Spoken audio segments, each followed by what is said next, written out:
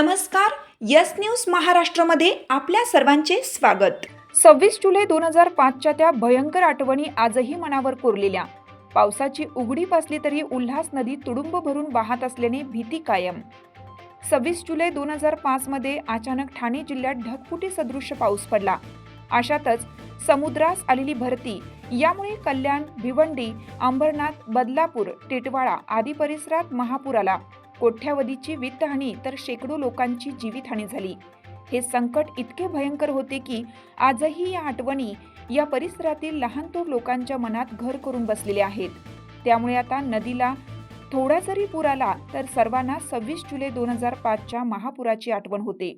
आज या घटनेला 20 वर्ष पूर्ण होत आहेत।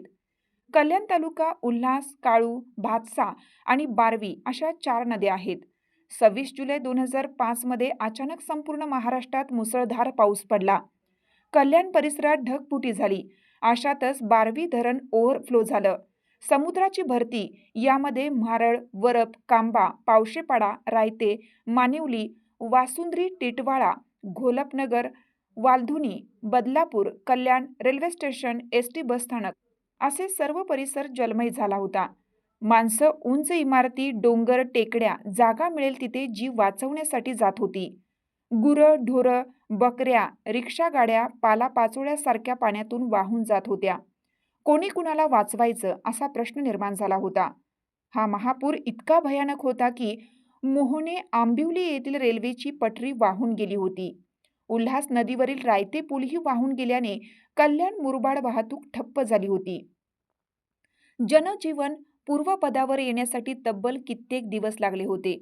लहान मुले, वयोवृद्ध, महिला, पुरुष यांनी तर या पुराचा धसकाच घेतला होता। 2-3 दिवसात होत्याचं नव्हतं झालं होतं। त्यामुळे आज 26 जुलैच्या त्या आठवणी जाग्या झाल्या। सध्या पावसाने उघडीप दिली असली तरी उल्हास नदी दुथडी भरून वाहत आहे। अशातच बारवी डॅम पूर्ण क्षमतेने भरल्याने तो कधीही ओव्हरफ्लो होण्याची शक्यता नाकारता येत नाही। त्यामुळे भीती मनामध्ये कायम आहे। यस न्यूज महाराष्ट्रासाठी संजय कांबळे, सहसंपादक।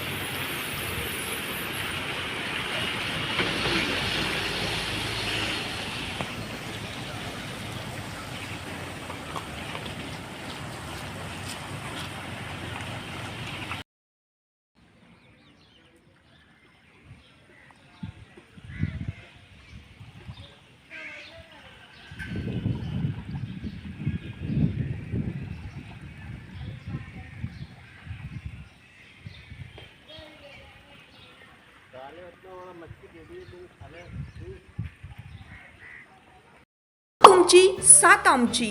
यस न्यूज महाराष्ट्र चॅनलला लाईक करा व सबस्क्राईब करायला विसरू नका।